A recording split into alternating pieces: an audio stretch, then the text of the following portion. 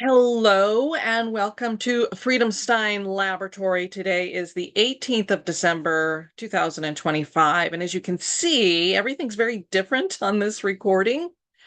I'm actually camping, so I'm inside my camper, and this is just the audio and the camera from my laptop. So it sucks, but I just got done watching Candace drop this bombshell, and I have some questions.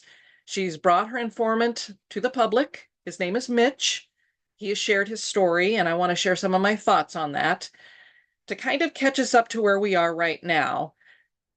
Candace definitely saw how upset a lot of us were with her revelations about how the meeting with Erika Kirk went. That I said it was a nothing burger. Other people said that she had gotten the call or she had become a turncoat or something like that.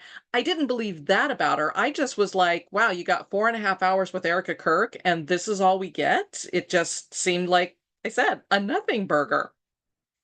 And a lot of you commented back to me expressing those same opinions. Are we in a psyop? Why aren't we getting any real answers here? Clearly, Candace saw all of that. And while she tried to say a lot of it was bots, deep down she knew that her listeners were not happy. So, unbeknownst to me, because I was busy recording my video, she went on an Instagram live and was starting to answer some other questions, share some other things, explain why this was private, that, she didn't have a choice. This is all they gave her and she was going to go with it. So I understand that. Obviously, we don't like private because it's like, what was shared in there? Why was everything a secret? But we understand if that's all they're going to give you, then that's what you go forward with. And then her next episode, it was like she knew. She's just been giving us little bits and pieces, little bits and pieces. We're not going to take it anymore. Give us some real stuff. And so she dropped some big things like when they found the gun, initially we had the police go through and do what police usually do when they're searching for things. You form a line and you walk through and you're just looking, whether you're looking for bodies or evidence, whatever happens to be going on with a crime scene. They don't find the gun. So then they're like, okay, let's get our bomb dogs out here, our canines. They can figure out, what's going on out here. So these were specifically the bomb dogs, not just the canines. These were specially trained bomb dogs. They get sent out. They're able to smell, that a gun has been fired, not even just recently, a long time ago. They don't find a gun.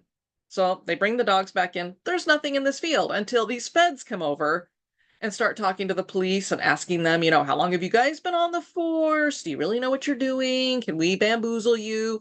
Hey, why don't you look over there? Maybe you'll find the gun over there. And lo and behold, they go over there and wow, they find the gun. It's amazing. So that was pretty amazing to hear. If all of that is true, I feel like it probably is because I don't believe anything about this Fed slop. It just gets sloppier and sloppier. So, just some really interesting stuff that Candace had to say and giving us this kind of information. It felt good. We felt like she was back on track.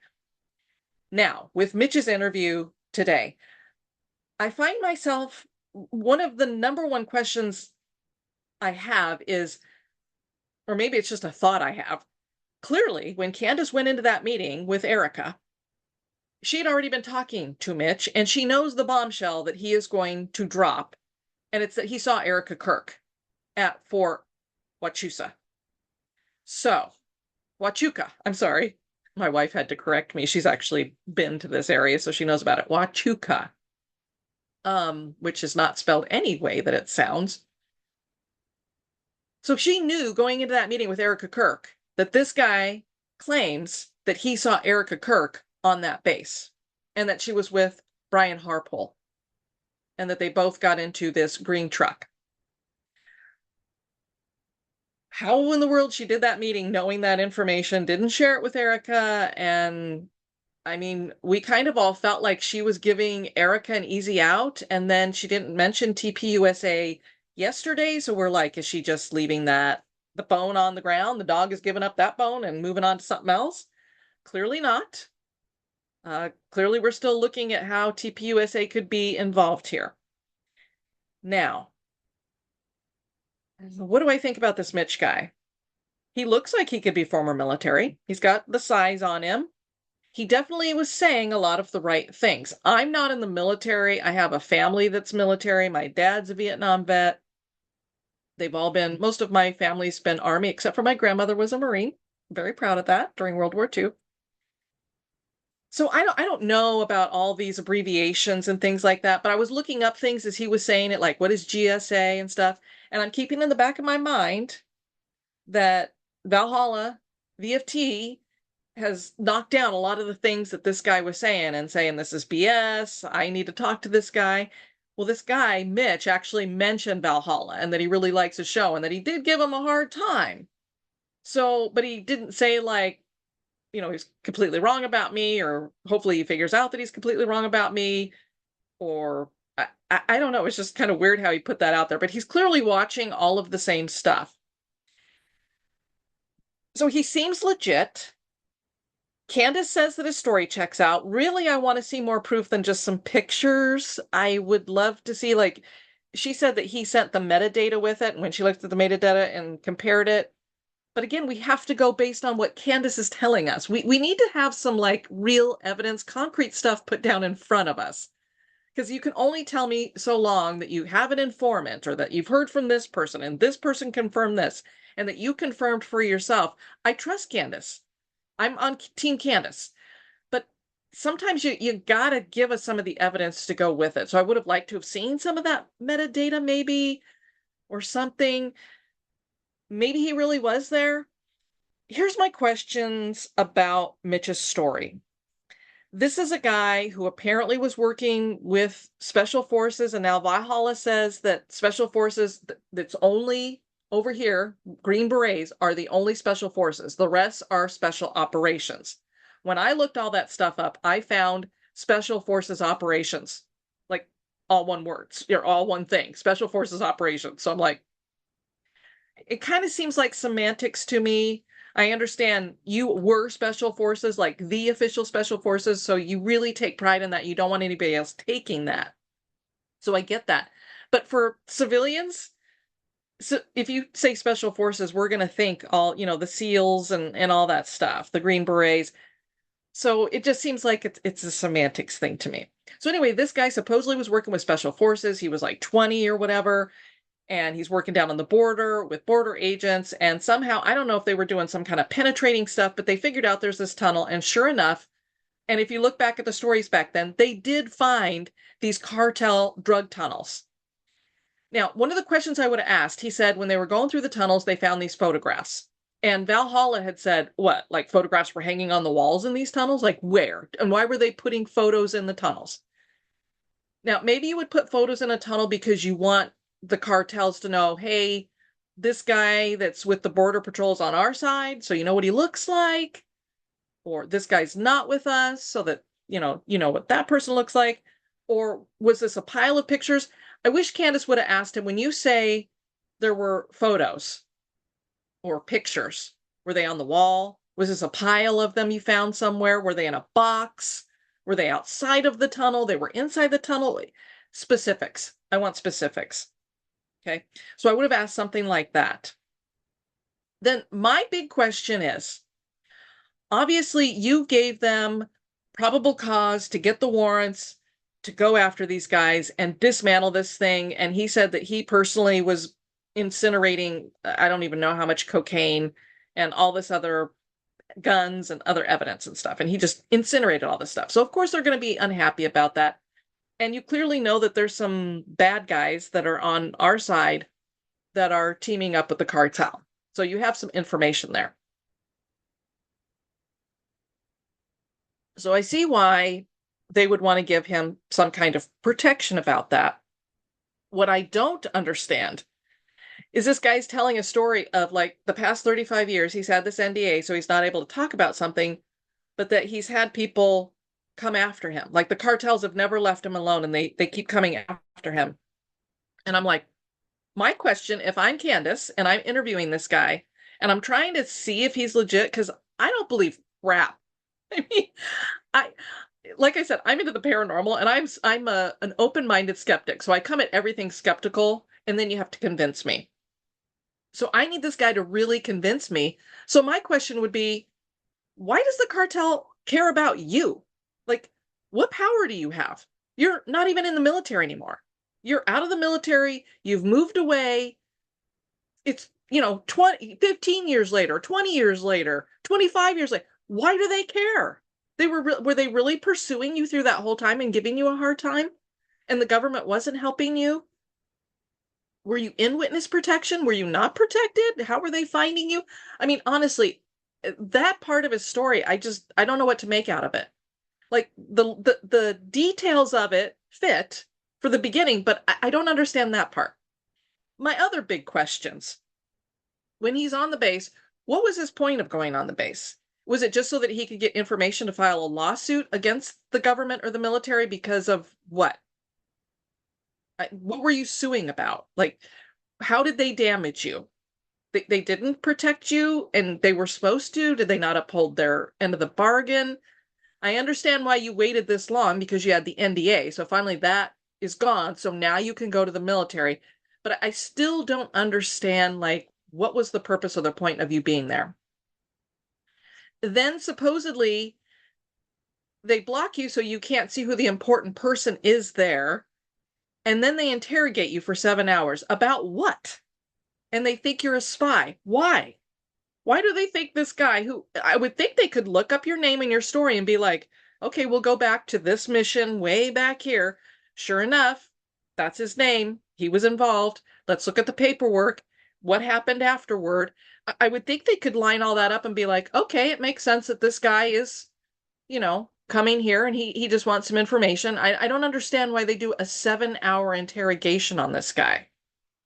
And then they like accuse him of being a spy and they want to check his car that's a rental car for bombs.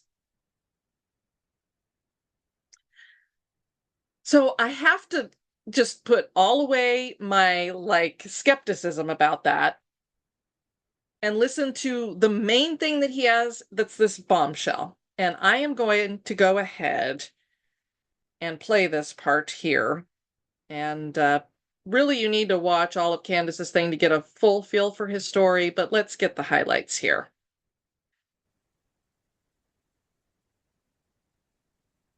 Yeah, got on the plane, and before we touched down, I had a stop off in Salt Lake City.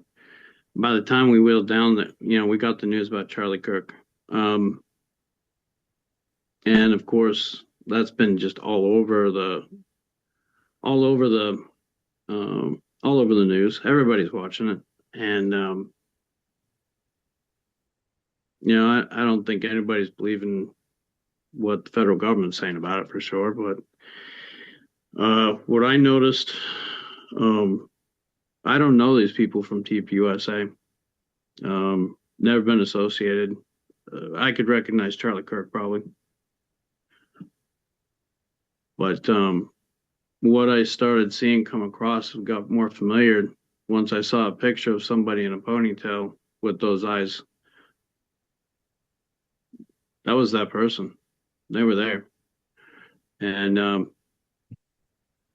yeah, the head of security there, he was one of the people walking out with the congressman. Now, how would I know that? I just have a gift for recognizing people, and yeah, maybe it's not him. Maybe he has doppelganger, but somebody with the same mannerisms, the same crick in his neck, face, the waxy look on his face, hand gestures, shoulder shrug, gait, approximate height, haircut, definitely walked past me. And if in you the had hotel, to put it at a percentage that you were looking at Brian Harpole, maybe he's got a brother in the military, who knows, right? Maybe he does have a doppelganger. He's got a twin brother, who knows? And I want to be clear, I can confirm. I just want to interrupt here really quick, because when he was asked what age would you place this guy at, he said 33 to 40. I would not put Brian Harpole at 33 to 40. I would have been 45 plus. I don't know. He looks older to me, but This podcast live, every step of your story in terms of where you went, what time you were there, that there was this big meeting that happened. I confirmed the location with other people that are on Fort Huachuca currently. I can confirm everything with metadata. I obviously can't confirm that you saw who you say you saw. If you had to put it at a percentage that you saw Brian Harpole, what percentage would you put it at? 95. 95%. Okay. 95 to 99. I mean, when I saw him, on the interview with his face and gestures, with that photo, it struck me in my gut. I blew it off until there was, some other pictures that came up with other people. What other people? Other pictures?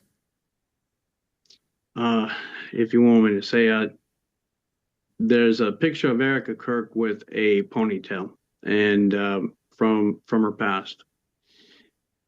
That person matches who I saw at Fort Huachuca in the lobby the night before, and she was with that man in the lobby, and that man, It was Harpole. He was present at that meeting Okay. the next morning.